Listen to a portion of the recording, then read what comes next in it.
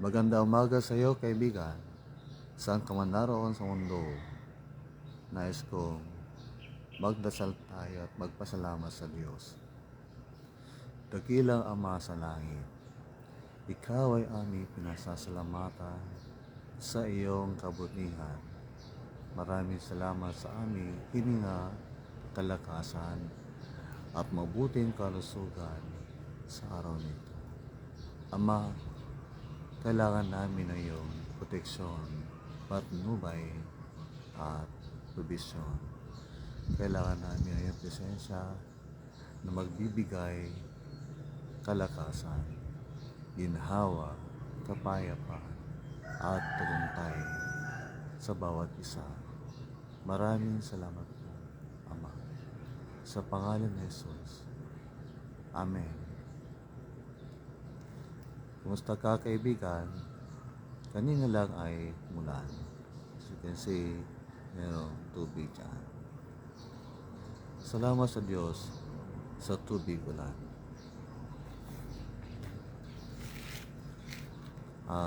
On the word grace, sino ang una mong naisip? Grace. G-R-A-C-E. Grace.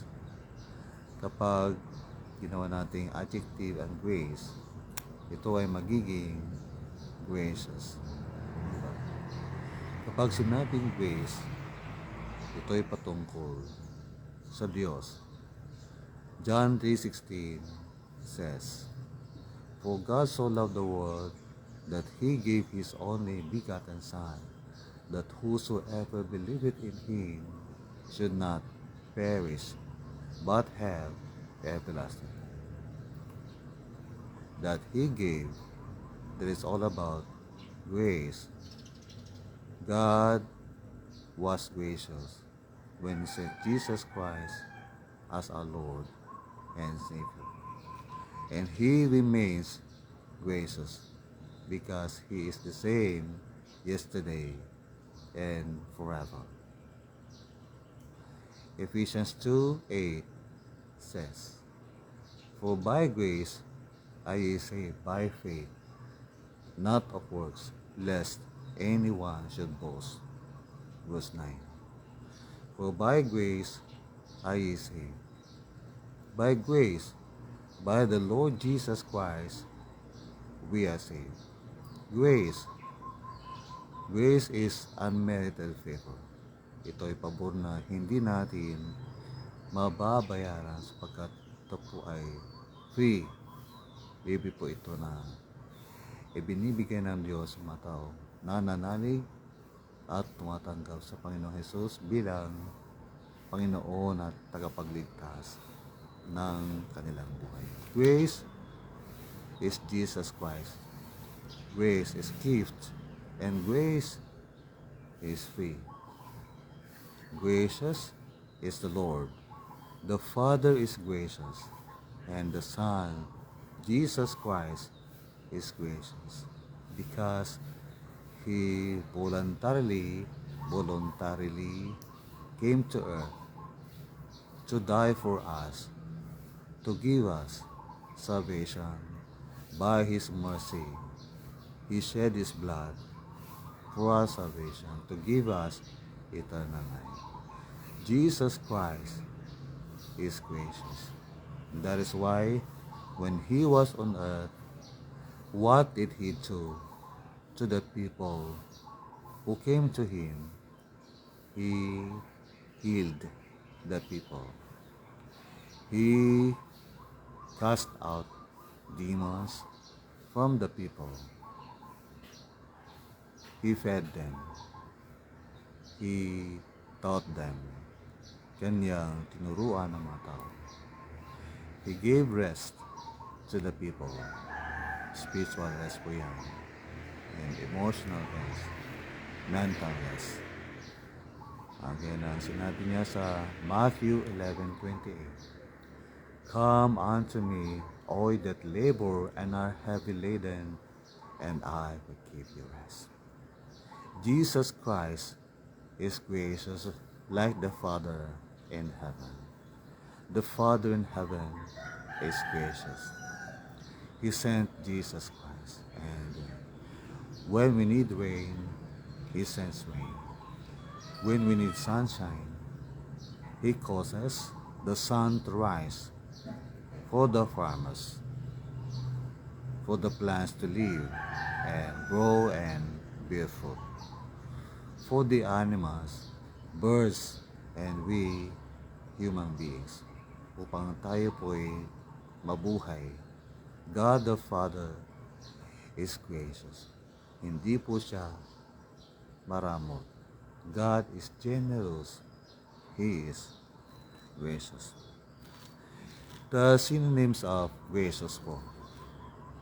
The following are the synonyms kasing hulugan ng salitang gracious. Courteous, magalang. Kind, mabait. Ano pa po? Considerate, maunawain. Forgiving, mapagpatawad. Nagbibigay ng kapatawaran. Compassionate or merciful, mahabagin at generous. Mapagbigay, mapagbiyaya ang Panginoong Hesus. Mapagbiyaya, maunawain ang ating Ama sa langit. Siya ay mabuti sa lahat ng panahon. The word of truth. Colossians 4:6, New King James Version. Let your speech always be with grace, seasoned with salt, that you may know how you ought to answer each one. New American Standard Bible. Let your speech always be with grace, as though seasoned with salt, so that you will know how you should respond to each person. Filipino, Magandang Balita Biblia, Tagalog. Sikapin ninyong laging maging kaaya-aya at kapaki-pakinabang ang inyong pananalita sa kanila, at matuto kayong sumagot ng tama sa lahat ng tao. Ilocano, RIP, Ilocano Bible. Makaparagsak ken makaayo ka ma, ti panakasari tayo, kadagiti tao. Amoy ko ma ti tumutop, ni sumbatyo, ito uray sa asino man. Dito ikat para kanyak meta. Malagip ko, there was a time na hanga na pintas ti panagsaok, ti may sa natoket. Di panagsaok ket, nasaktan ti riknana. Tunggal may sa kalatayo ket, at kamali ti panagsaok. Ket no daduma, di tayo mapuputan nga, bumtak ti vulkan, no makigtot tayo ti may nga sitwasyon, sirkumstansya, pasamak ti biyag, tayo po'y magugulat. At kapag tayo po'y nagulat sa isang sirkumstansya, pagkakataon, pasamak ti biyag, ket makigtot tayo ket agsaw tayo ti sarita nga di tayo amo nga nakapasakit gayam ti rikna ti pada tayo nga tao. Mabaling nga isunaket asawa, inang mo, tatang mo, kabsat mo, ken anak mo. Basta iti karubang katabahom gayem mo. Oray pa iti padam nga Kristiyano. Saan ka di, no dat tumakit, tas jay tayo, di tayo amo nga, di jay imbaga tayo, sinarita tayo ket nakapasakiti pada tayo nga tao. Ken iti experience ko, kasto yun di may sangal daw. Iti lukatak di jay messenger ko, adda nabasak na private message. Iti nabasak kunana, walang kwenta ang iyong mga post kunana. Amoyo din nabasak dayjay. Nung mabasa ko ang kanyang sinabing walang kwenta ang iyong mga post, ang aking mundo po ay gumuho. Slangan dayjay lubong kuket naraba. Daytoy na ket pirmi nga narasuod nasaktanak ket aginggan tataket malagip kuket kunak anyan da yung experience kunak ket agyaman nakaputa tinulungan nak nga mang 30 grace, mang 30 parable, mang 30 forgiveness, mang 30 asi ijay tao nga nagpasakit dirik na. Ada ito ka siguro mga 3 years ago. Kit agyaman nakin apo Diyos agsiputa. Tinulungan nak nga makarecover from that experience. So na tipuso ket naimbagen ijay imbagana. Dayjay nga to. Walang kwenta raw ang aking mga post. Ikaw kaibigan, sabihin mo nga rin sa akin privately kung may kwenta o may kwenta ang aking mga videos, mga post sa aking Facebook timeline.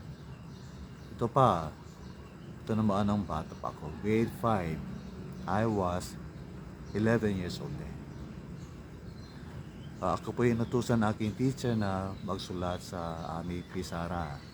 Dahil meron silang meeting. Sabi niya, Villamor, pakisulat nga ang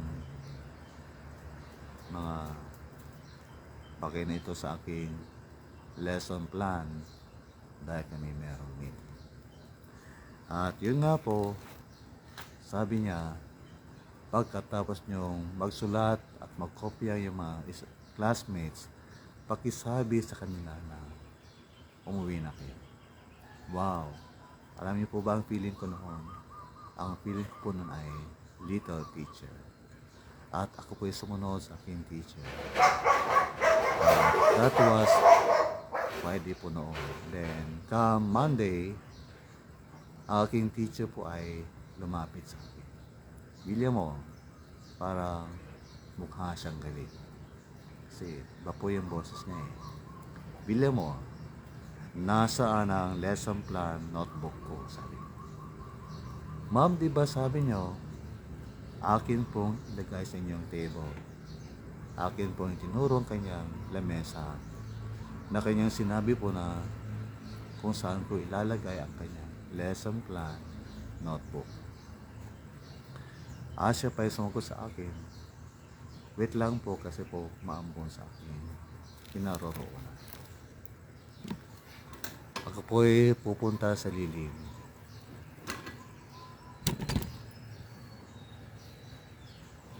Diyan po ako pupunta.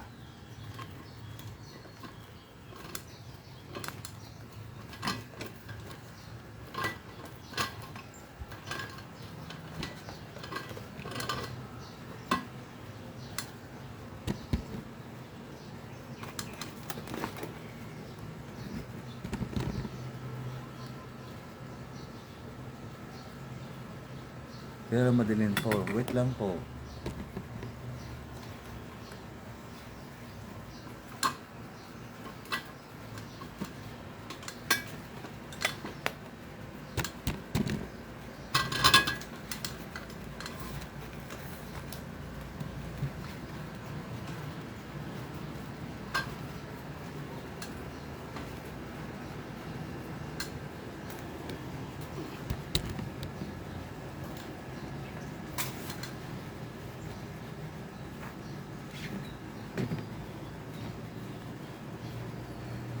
Okay na po. Salamat, Panginoon. Balik po tayo sa aking kwento. Alam niyo po ba kung anong sabi sa akin? Ninakaw mo ano? Sabi niya. Nang akin pong marinig, aking sinabi na, ninakaw mo ano? Sabi niya. Ang aking loob po ay sobra po nasaktan at pinigilan ko pang pag-iyak sa kanyang harapan.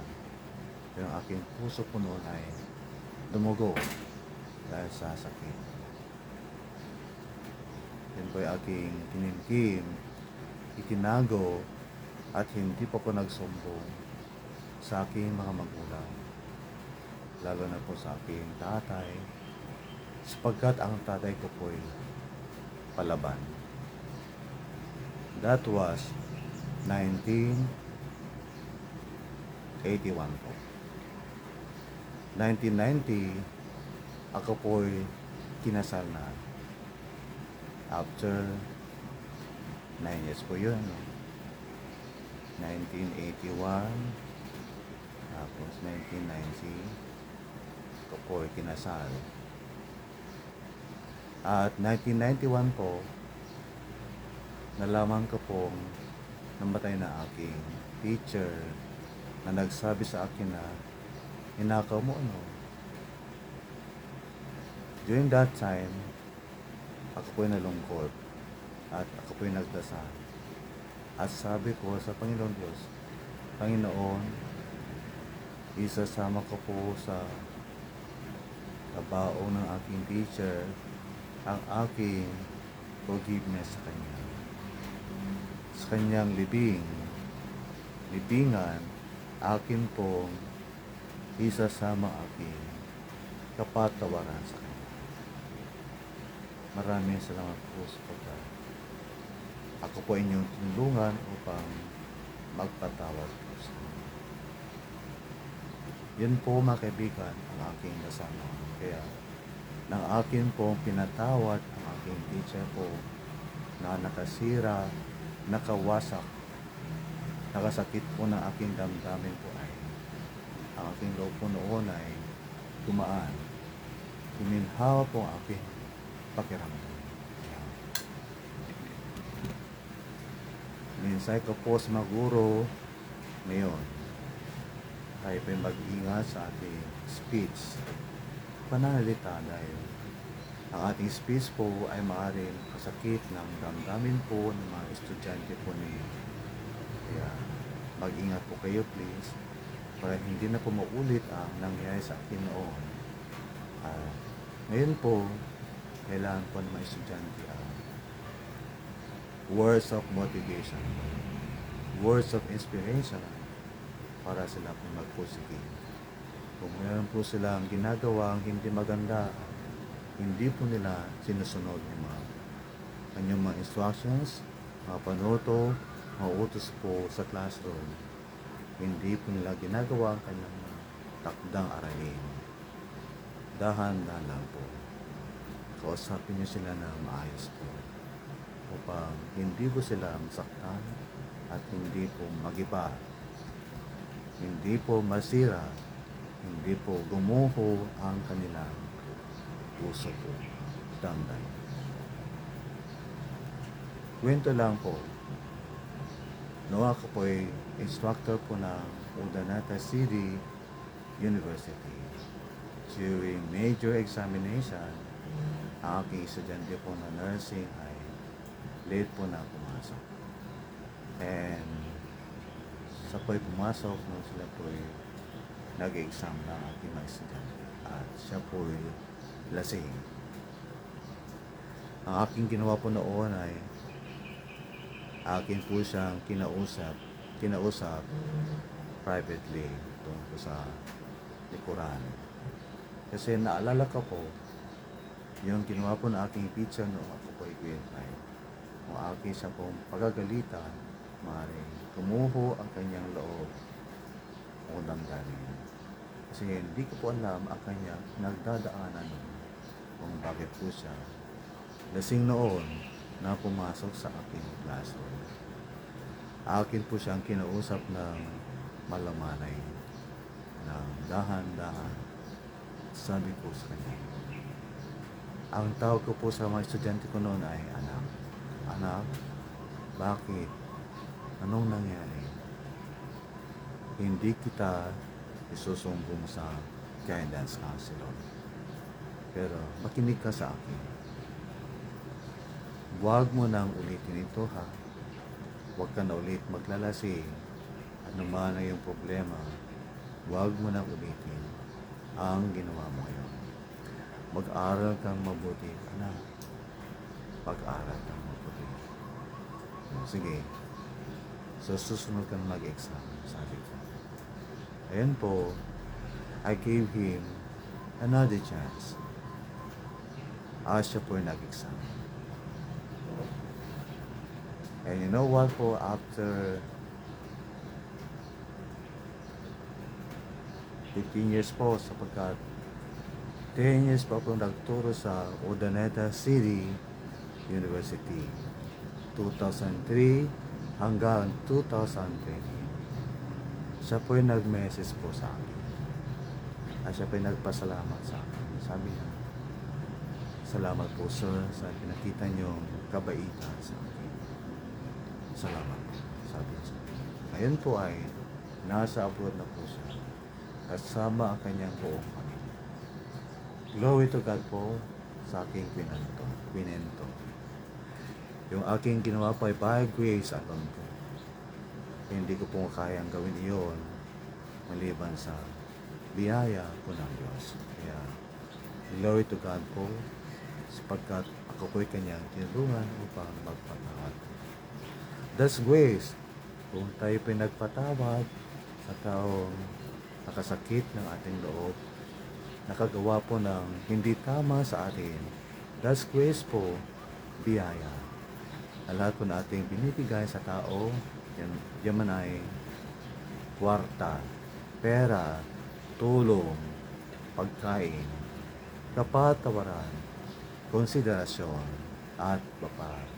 Yan po ay grace, biyaya po, mercy, kahabagan, kindness, kabaitan po, courteousness, pagpapakita po ng paggalang natin sa ating kapwa. Kahit hindi po siya mukhang kagalang-galang, dahil siya po ay masama sa ating paningin, siya po ay mahirap lamang, wala siyang mataas na pinag-aralan. Mga kaibigan, let's give grace po sa ating kapwa. Let's choose to be gracious every day po sa ating buhay. Sa parang po na ating pananalita po, ay tayo po sana'y maging mapagbiyaya, mapagbigay, mabait, mapagpatawad, maunawain, nagbibigay po ng konsiderasyon sa ating kapwa. Kaya teachers, kung ang inyong pong estudyante ay na-late sa pagpapasa po ng assignment, please give them consideration. At kung sila po ay merong pagkukulang sa kanilang pag-aaral, please give them consideration. When I was teaching in UCU, wala po akong binagsak na estudyante noon. Bakit po?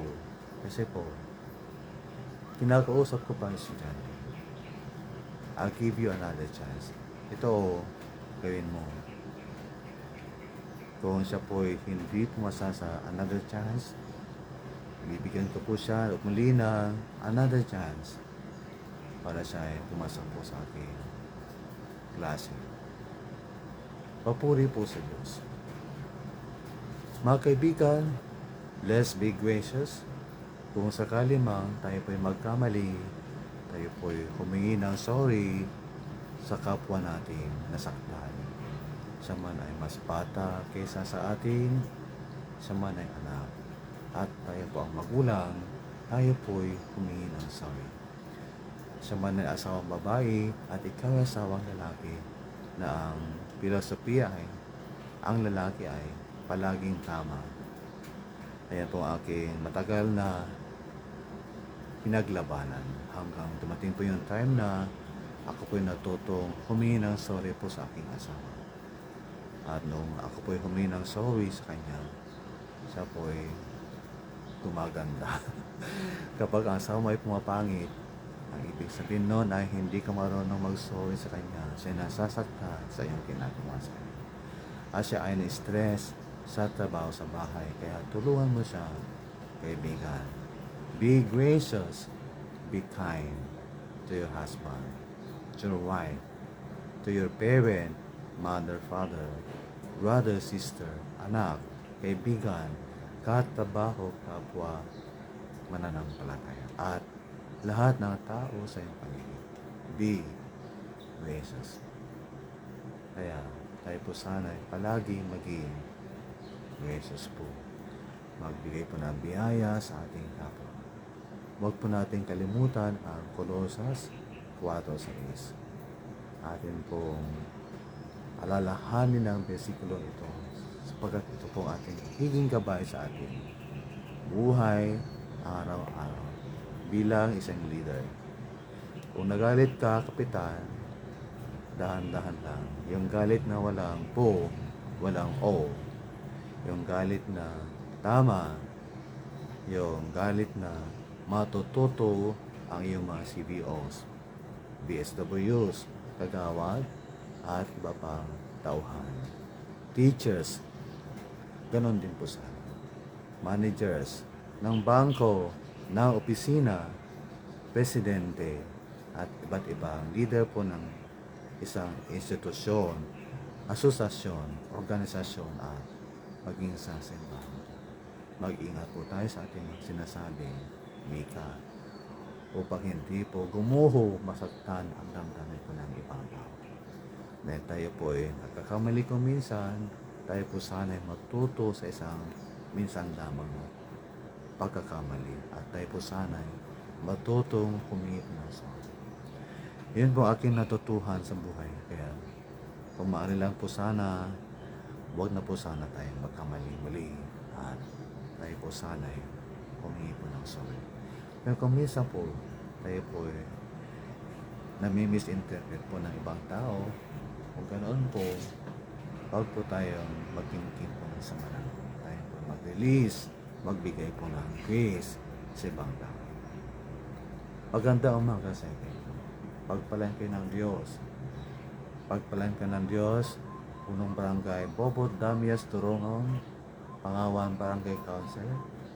Today's inspiration, today's update, Pedro Bautista Clan, Jeta BMC Menos, Jeta BMC Class FP, UCU Kabergs, Ministry Network, Bible Teachers Virtual Academy, Preachers Virtual Academy, William O. Camila Inspiration Ministry, Glory to God Ministries, Amazing Grace Ministries, Statue Day with God, Lifeline Ministry, and to all of you followers and my Facebook fans, may the Lord bless you.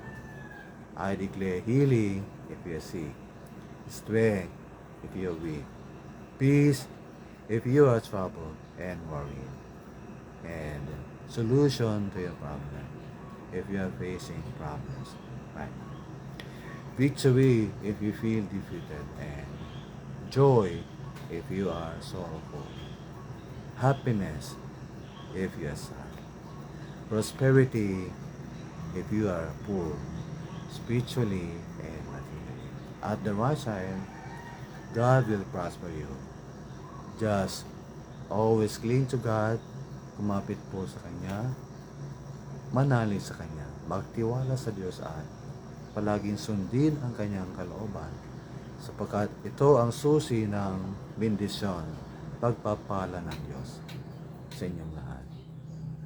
At kung ikaw naman ay decision maker bilang government leader, kagawad, punong barangay, municipal councilor, alcalde, vice alcalde, provincial board member, vice governor, congressman, cabinet member, senator, vice president of the Philippines, president of the Philippines, at kahit anong klaseng leader ka.